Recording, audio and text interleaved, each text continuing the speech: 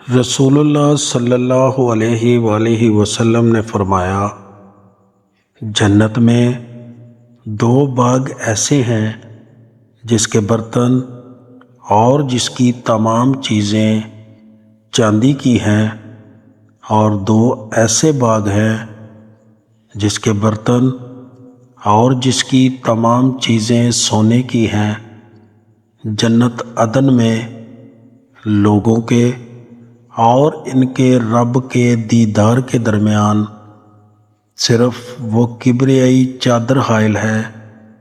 جو اس کے چہرے پر ہے۔ حضرت عقبہ بن عامر رضی اللہ تعالی عنہ سے مروی ہے کہ رسول اللہ صلی اللہ علیہ وآلہ وسلم نے فرمایا، اس شخص کی مثال جو برے عمل کرتا ہے اور پھر نیک عمل کرتا ہے، اس شخص کی طرح ہے جس پر تنگ ذرا ہو، جس نے اس کا سانس گونٹ رکھا ہو، پھر اس نے ایک نیکی کی اور ایک کڑا کھل گیا، پھر اس نے دوسری نیکی کی، دوسرا کڑا کھل گیا،